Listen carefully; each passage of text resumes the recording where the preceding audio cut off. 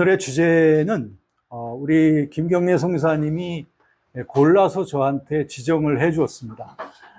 제가 어떤 연구소나 어떤 단체로부터도 꿈에 대해서 연구 발표를 해달라고 요청을 받은 적이 없었습니다.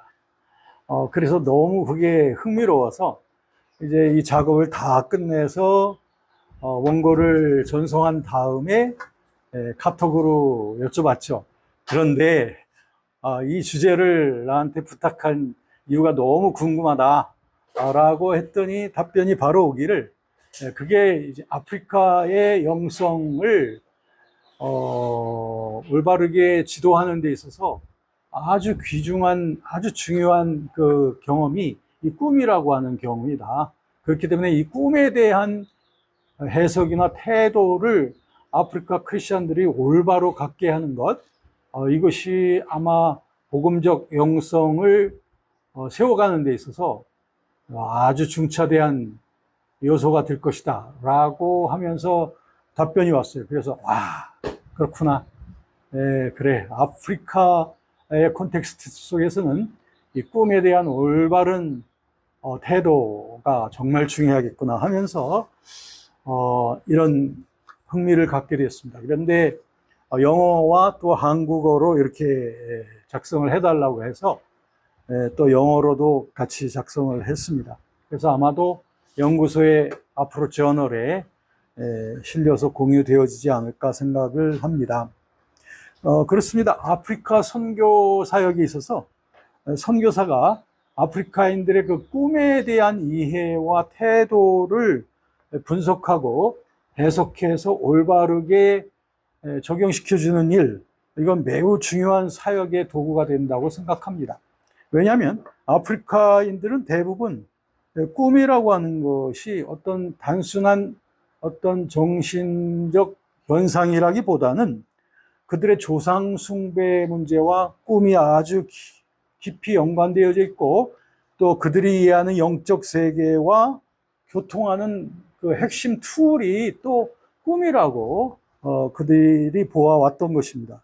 그렇기 때문에 그들은 꿈이라고 하는 것이 그들의 공동체나 생활이나 윤리에 있어서도 아주 현실적인 직결된 기능으로서 그들이 인식을 하고 있기 때문에 여기에 대한 복음적인 해석과 적용을 저들에게 심어주는 일, 이것은 정말 필수적이겠구나. 자, 이런 관점에서 과연 꿈에 대한 연구들은 그동안 어떻게 되어져 왔을까? 아주 일반적으로 보면 어떤 사람들은 꿈을 통해서 성령께서 말씀하신다 라고 이렇게 신뢰하는 분들이 계신가 하면, 또 어떤 사람들은 꿈에 대한 잘못된 해석을 통하여 매우 위험스러운 또는 굉장히 당황스러운 일들이 초래되어지기도 합니다. 그렇기 때문에 많은 분들이 말하기를 꿈을 해석하는 것은 좀 상당한 기술이 필요하고, 꿈에 대한 잘못된 해석이 빈번하기 때문에 상당히 꿈에 대한 해석을 시도하는 것은 상당히 전문가적인 입장이 아니라면 별로 권하지 않는 그런 심리학자들이나 그런 상담가들도 참 많이 있는 것이지요. 그렇다면 우리 크리스천들은 이 꿈에 대하여 어떤 각도에서 이해를 해야 될 것인지에 대해서 여러 차원에서 접근을 해봐야 된다고 생각합니다. 먼저 아주 일반적인 접근을 우리가 해본다면, 꿈이라고 하는 것은 우리 모두에게 있는 일상적인 경험이겠습니다. 어떤 사람이든지 꿈이 없이 잠을 자는 사람이 없다고 합니다. 대개 서너 차례 이상의 꿈을 다 꾸곤 있지만, 그러나 깨어나고 나면 건강한 사람들의 경우에 보면 아무 꿈도 안 꾸고 아주 너무 잘 잔 것처럼 이렇게 느껴지고, 전혀 꿈에 대한 생각도 나지 않고 굉장히 건강한 그런 하나의 현상이라고 합니다. 그럼에도 불구하고 꿈이 없었던 것은 아니라는 거죠.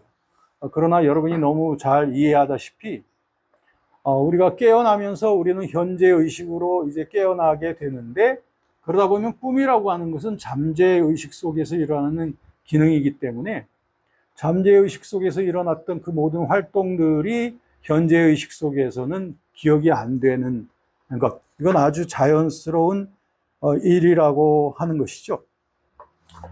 그런데 이 꿈에는 보통 일반적인 꿈과 또 특별한 꿈으로 나눌 수 있을 것입니다. 그 일반적인 꿈은 대개 그 전날 하루 동안에 있었던 많은 사고의 작용, 또 정서적인 작용, 이런 우리 의식 속에 많은 그 활동들이 이제 잠을 자면서 회복되어져야 되기 때문에 다음 날을 위해서. 그래서 마치 우리가 육체가 많은 노동을 하고 나면 밤에 충분한 쉼을 갖고 나면 그 다음날 말끔하게 다시 일어날 수 있는 것과 똑같이 우리의 의식 세계나 이것도 역시 말끔히 씻겨져야 되는데, 그런 점에서 꿈의 일반적인 기능은 바로 우리 정신작용의 치유와 그리고 회복을 위한 기능이 가장 일반적인 것이다 라고 우리들은 이해하고 있습니다. 그런데 이런 일반적인 꿈의 기능과는 달리 좀 특별한 꿈들이 우리에게 분명히 있습니다. 불길한 악몽이라든지 또는 태몽이라든지 또는 어떠한 특별한 사건이나 인물에 대한 어떤 투시적 차원의 꿈이라든지 또는 과거나 어떤 미래, 특히 미래에 대한 어떤 예시적 차원의 그런 꿈, 이런 것들도 그리 흔하진 않지만, 그러나 우리가 일생을 살면서 누구나 한두 번씩은 다 이런 경험들을 거쳐가게 됩니다. 이런 꿈은 단순한 나 자신의 치유와 회복을 위한 꿈이라기보다는 뭔가 좀 더 이타적인, 뭔가 타인을 향한 이타적인 또는 나 자신의 깊은 어떤 그 인간 내면의 요구를 향한 어떤 상징, 이런 것들이 꿈으로서 반영되어질 수 있다라고 생각합니다. 그렇기 때문에 꿈을 통해서 나타나는 그 상징의 언어를 우리가 이해하고 해석한다는 것이 쉬운 일도 아니고 단순한 일 아니죠. 그리고 자칫 잘못 해석할 수 있는 것이죠. 그래서 아까 말씀 나눈 것처럼 꿈을 해석하는 일은 상당히 전문적인 이해와 훈련의 과정이 요구되어진다. 그런데 이 꿈이라고 하는 작용, 이 기능을 담보로 해서 이제 꿈 해석 전문가들이 많이 활동을 한단 말이에요. 그래서 요즘 현대도 보면 여러 꿈 해석을 전문으로 하는 전화 상담 또는 인터넷 카페, 이런 것들이 성행하고 있습니다. 그런데 이런 것들은 대개 유료 사이트들이고 유료 상담이죠. 그래서 이런 업종에 종사하는 사람들 중에는 목표가 뭐냐? 자기 영업적인 이윤을 얻기 위하여 남의 꿈을 해석해 준다고 하는 것이다. 그렇다면 이런 해석은 상당히 위험하고 신뢰할 수 없다는 거죠. 왜냐하면 대부분 꿈 해석을 해준다고 하는 사람들의 의식세계 속에는 일단 그것을 가지고 돈을 버는 것이 목적이기 때문에 그들의 의식은 상당히 혼탁할 수 있고, 수많은 사람들 가운데는 숙명론적인 이원론의 세계관 속에서 꿈을 해석하는 그런 사람들 많이 있습니다. 그런가 하면 비성경적인 귀신론을 가지고 그런 전제하에 해석을 해주는 사람들, 또는 인과응보적인 인생관을 가지고 또 현세주의적인 기복주의나 비윤리적인 사회의식 등, 그러니까 이런 꿈 해석을 전문으로 한다고 하지만 그들의 정신성 속에는 이런 혼탁한 어둡고 불길한 세계관으로 가득 차 있다면 당연히 그들이 해석해주는 꿈은 올바를 수가 없다라고 하는 것이죠. 네, 그러므로 이런 번거로움과 위험성들을 바라보면서 어떠한 신학자들과 전문가들 중에는 꿈 해석은 절대 하지 마라. 그건 아주 허탄한 거야. 그냥 잊어버려. 이렇게 하면서 꿈은 그냥 미신적인 거나 마찬가지야. 꿈 해석하려고 하지 마. 라고 하시는 그런 상담가들이나 신학자들도 많이 있습니다. 저는 이 부분에 대해서 꿈에 대해서 이제 관심을 가지면서 이 꿈이라고 하는 기능이 우리 영성에 미치는 어떤 커넥션, 이런 것들을 생각해 보면서 꿈에 대한 연구를 제대로 한번 해봐야 되겠다. 라고 하면서 여러 이제 책들을 읽고, 그러면서 이제 그 사례를 좀 만들어야 되겠다 하면서 직접 꿈속으로 들어가기로 결심했습니다. 그래서 어느 날 소형 녹음기를 하나 구입을 해서 그래서 그걸 제 베개 맡에다가 딱 두었습니다. 그래서 버튼 한번 누르면 쫙 이제 녹음이 되는 거죠. 그 버튼 또 딱 닫으면 그 녹음이 끝나는 거예요. 그리고 그거 저장되겠죠. 또 꿈이 꺼지면 또 한번 누르면 되는 거예요. 자, 이런 아주 그 당찬 계획을 가지고 드디어 이제 설레는 마음으로 잠자리에 들어갔습니다. 그래서 이제 잠에 들어갔습니다. 그 다음날 아침 제가 깨어났죠. 잠깐 생각을 못 했는데 갑자기 생각나기를 꿈! 하면서 베개맡에 있는 딱 녹음기에 그 모니터를 딱 보니까 숫자가 5자가 딱 서 있는 거예요. 다시 말하면 5개가 녹음이 돼 있는 거예요. 그러니 제 가슴이 두근두근 하면서 이제 조용한 곳에 가서 이제 그것을 리플레이 하기 시작했어요. 그랬더니 전혀 생각나지 않던 꿈이 그것을 듣다 보니 하나 생각이 나더라고요. 그런데 그 녹음기 속에 녹음되어져 있는 그 저의 말이죠. 저의 말은 도대체 합리적이지도 않고 타당성도 없는 그런 정말 그 상징과 상징의 결합이더라고요. 근데 꿈이 생각이 나더라고, 그것이 되니까. 그래서 거기에 이제 흥미를 가지고 며칠 동안 계속 했습니다. 그러면서 거기에서 뭔가 내게 어떤 교훈을 찾을 수 있을까? 치유와 회복의 관점에서. 그러다 보니까. 그런데 생각지 못했던 일이 생겼습니다. 그거 뭐냐면 그렇게 한 일주일 정도를 계속하고 난 저는 너무너무 피곤한 거예요. 밤잠을 거의 깨어있는 그 꿈을 찾느라고 딱 있다고 보니까 얼마나 제가 잠자면서도 긴장을 했겠습니까?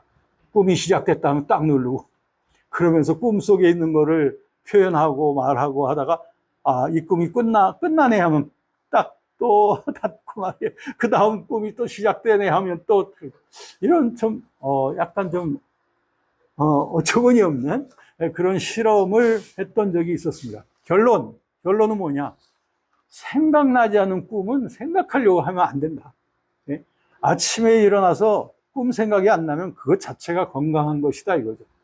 꿈은 해석함을 통하여 유익이 있는 것이라기보다는 꿈 자체가 우리에게 회복과 리프레쉬를 주는 기능이 있기 때문에 그렇다. 그래서 그 다음부터는 이 번거롭고 피곤한 작업을 이제 더 이상 하진 않게 되었죠. 그러나 저는 이제 저의 꿈을 관찰하고 조사하는 것은 이제 그쳤지만, 그러나 꿈에 대한 연구는 이제 계속하게 되었는데, 특별히 심리학적인 접근에 있어서 우리들은 아무래도 꿈 하면은 이와 같은 프로이드라든지 구스타프 융을 우리는 생각할 수밖에 없습니다. 그래서 프로이드 이전과 이후를 이렇게 before and after로 나눌 수 있을 만큼 프로이드의 이 정신 분석학적인 그러한 어프로치는 기념비적이었던 것을 보게 됩니다. 특별히 프로이드는 정신질환자들을 대상으로 그들이 경험한 꿈에 대한 해석을 많이 시도해서 책을 쓰기도 했습니다. 그런데 프로이드와는 좀 달리 융은 프로이드의 제자임에도 불구하고 그 연구의 방법론과 방법을 프로이드하고는 좀 다르게 해서 융의 이론은 특별히 집단 무의식층과의 관계 속에서 꿈을 연구했다는 거죠. 아시다시피 프로이드는 리비도라고 하는 그러한 욕구들이 꿈속에 반영된다고 봤지만, 융은 이 잠재의식의 그 꿈의 활동이 결국엔 우리들의 무의식층에 내려가며 더 내려가서 집단 무의식층, 어떻게 보면 온 인류가 같이 공유되어지고 있는 어떤 집단 무의식층에까지도 그 뿌리가 다 있을 수 있다. 그 부분을 초월적 무의식이라고 이렇게 융은 설명을 했습니다. 그래서 융은 꿈에는 인간 심층 내부의 정신적인 에너지와의 긴밀한 관계가 있다라고 보면서, 그러므로 꿈에 대한 연구와 해석을 통해서 인간의 가치, 내적인 안내자가 될 수 있으며, 꿈의 잠재의식적인 원리를 잘 이해하고 해석한다면 인간의 삶에 많은 지혜와 용기를 줄 수 있다라고 하는 그런 하나의 그 학파를 구성하게 되어졌습니다. 그래서 이와 같은 융의 전통에 서 있는 심리학자들과 정신 분석학자들은 꿈에 대한 연구가 인간 내면의 잠재의식에 대한 활동을 통하여 뭔가 인간의 개체화, 그러니까 개체화의 인간의 완성에 이를 수 있는 강력한 내적 안내자가 될 수 있다라고 하는 이런 상당히 낭만적인 이런 활동들을 하고 있는 것을 보게 됩니다. 이것은 이제 심리학적인 접근이 지금까지 이런 방향으로 되고 있다는 것인데, 도대체 그럼 성경적으로 볼 때 크리스찬들은 꿈에 있어서 어떤 의미를 가지고 꿈을 대해야 될 것인가? 무엇보다도 일반적인 꿈의 기능, 이것은 우리 크리스찬들도 마찬가지가 되겠습니다. 그러니까 우리 정신의 치유와 회복의 기능, 이게 일반적으로 경험하는 모든 꿈의 기능이 되겠는데, 이와는 또 별도로 이타적인 목적의 꿈에 대한 소개가 성경에 매우 많이 발견되어지고 있습니다. 그래서 우린 구약에서부터 신약, 계시록에 이르기까지 엄청나게 많은 꿈에 대한 사건들, 기록들을 볼 수가 있습니다. 야곱의 꿈 이야기, 요셉의 꿈, 그리고 에스겔이나 다니엘의 꿈이라든지, 또 신약 성경에도 사복음서, 사도행전, 또 서신서, 요한계시록, 이와 같은 그 신약 성경에도 꿈에 대한 얘기가 있는데, 성경에 기록되어져 있는 꿈에 대한 얘기들은 거의 다 일반적인 꿈이 아니라 특별한 꿈, 이타적인 꿈으로써 이런 꿈들은 어떤 내 개인의 치유와 회복의 관점이 아니라 이타적인, 적어도 이스라엘 민족의 앞날을 향한, 또는 하나님 나라의 확산을 위한 이런 꿈들이었던 것을 보게 됩니다. 예수님께서도 어떤 철학적인 전문 용어나 논리를 통하여 하나님 나라를 표현한 것이 아니라 생생한 어떤 심상의 이미지, 상징, 그리고 비유, 이런 것들을 통해서 많이 말씀하셨던 것을 보게 됩니다. 사도행전에는 역시 성령의 인도하심이 꿈과 환상을 통해서 많이 나타난 것을 보게 되는데, 이것은 요엘서 2장에 나타난 그러한 말세의 남종과 여종에게 물붓듯이 성령을 부어주시겠다라고 하는 그 말씀이 사도행전 2장 17절에서 다시 한번 인용되어지면서, 그것은 바로 성령께서 주시는 꿈이라고 하는 것을 보여주게 됩니다. 이렇게 우리가 성경을 가까이 대하는 우리 크리스찬들은 성경에 수많은 이타적인 꿈들이 기록되어 있다고 해서 내가 경험하는 꿈들도 다 이런 특별한 이타적인 어떤 목적, 또 하나님이 주시는 인도하시는 꿈이라고 그렇게 생각하는 이런 오류에 빠져서는 아니 되겠습니다. 오히려 우리 크리스찬이라 할지라도 우리가 경험하는 꿈은 다 일반적인 꿈이 지배적이기 때문에 그렇습니다. 그렇기 때문에 우리 크리스찬들도 역시 꿈에 대한 생각이 나면서 꿈에 대한 해석이 필요하게 될 때는 이것을 나 자신의 치유와 회복의 관점에서 해석을 해 주어야 된다. 왜? 거의 일반적인 내용이니까. 그런데 우리에게도 역시 이타적인 또 성령께서 인도해 주시는 그런 꿈이 없는 것이냐? 그렇진 않죠. 우리에게도 주님 앞에 헌신된 그리스도인들과 삶과 사역 속에 꿈은 여전히 복음 전파와 교회의 유익을 위한 성령의 인도하심이 나타나는 수단이 될 수도 있다라고 하는 것이죠. 자, 그러면 이제 역사적으로 좀 살펴보도록 하겠습니다. 초대교회 때 이처럼 성령께서 꿈을 통하여 인도해 주시고 말씀하시고 지시하신 것이 굉장히 많이 있었던 것인데, 이제 초대교회 이후에 사도 교부들의 시대인 제2세기에 가서도 꿈 해석의 전통은 계속되어져 가고 있는 것을 봅니다.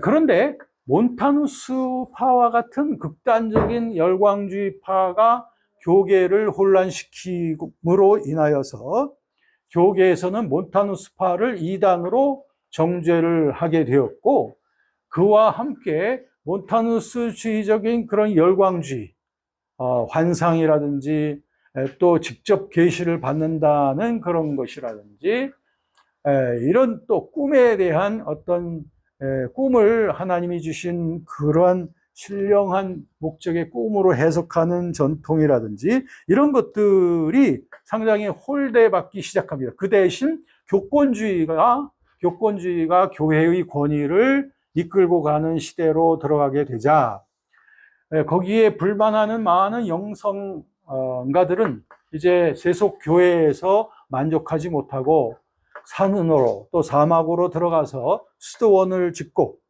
거기에서 금욕주의적인 그런 영성을 추구했던 것을 보게 됩니다.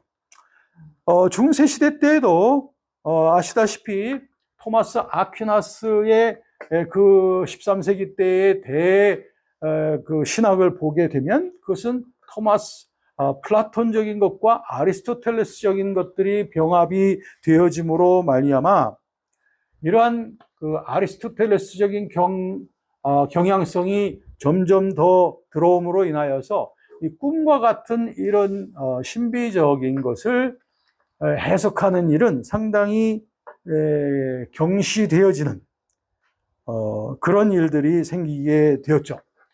그래서 꿈에 대한 해석 이런 것들은 주로 신비가들 또는 금욕가들, 영성가들이나 하는 것으로 생각을 해왔던 것이죠. 자, 중세 천수백 년 동안의 암흑기를 거쳐가면서 이제 종교개혁이 일어나게 되었을 때 오직 성경적인 가치와 오직 믿음을 강조하면서 종교개혁이 일어나게 되어졌을 때 종교개혁자들은 하나같이 오직 성경, 솔라 스크립투라, 여기에다가 모든 신앙의 권위를 두고 그 대신 인간의 이성을 의지하는 것들은 다 배척하게 되어지고, 그런가 하면 중세시대 때 신비주의자들의 신비주의성도 배척을 하게 되고, 그러다 보니까 꿈에 대한 내용, 꿈에 대한 해석도 역시 다 배척을 하게 되어졌습니다. 그러니까는 꿈에 대한 해석은 종교개혁 시대 때 종교개혁가들에 의하여 존중받지 못했죠, 당연히. 그러다가 17세기가 되자 17세기 유럽에 일어나게 된 그 계몽주의의 영향으로 인하여 더더욱 꿈과 같은 신비적 해석은 절대로 이 이성주의적인 시대에 환영받지 못했습니다. 그러다가 18세기 때에 이 계몽주의에 대한 하나의 그 반동이 여기저기서 일어나게 되었지만, 그러나 그렇다고 해서 꿈과 같은 신비적이며 비합리적인 주제는 여전히 신학의 또는 경건 생활의 냉속거리에 지나지 않았습니다. 그러나 이제 20세기로 들어오면서 현대 심리학과 그리고 정신 분석학의 영향으로 인하여 꿈에 대한 연구가 이 과학자들에 의하여 진전이 되어져 가게 되었고, 20세기를 들어오면서 특별히 20세기에 이와 같은 영성에 대한 관심, 신비성에 대한 관심이 제1차 세계대전, 제2차 세계대전을 거쳐가면서 많은 크리스찬들과 교회들은 이런 오히려 영성에 대한 관심들이 더 높아가게 되었고, 19세기 말까지 진전되어졌던 낭만주의적인 철학도 이제 빛을 잃어가고, 오히려 이런 진보주의적 철학보다는 실존주의적이고 허무주의적인 이런 철학들이 등장하게 되고, 신학에서도 자유주의 신학의 낭만주의보다는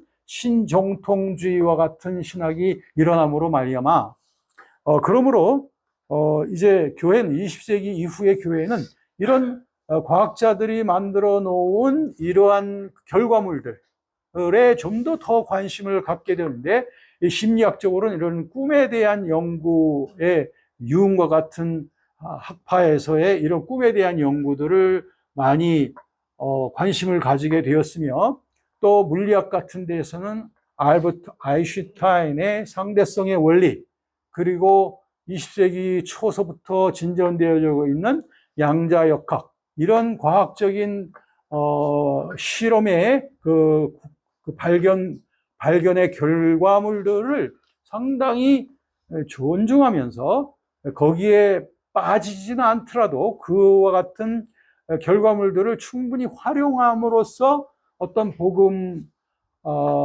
영성을 좀 더 증진시키려고 하는 그런 요청들이 많이 일어나게 되었습니다. 그러다 보니 꿈에 대한 접근도 지난 19세기 이전에 비해서 훨씬 더 열려져 가고 있는 그런 추세에 있는 것은 사실입니다. 그러나 여전히 이런 부분에 대해서 계몽주의적인 사고를 갖고 있는 신학자들은 여기에 대한 냉소를 갖고 있을 뿐 아니라, 그리고 교조주의적인 그런 입장에 튼튼히 서 있는 신학자들은 새롭게 일어나고 있는 이런 어떤 꿈에 대한 복음적 해석의 가능성, 이런 것들에 대해서 신뢰하지 못하고 있는 것을 보게 되는 거죠.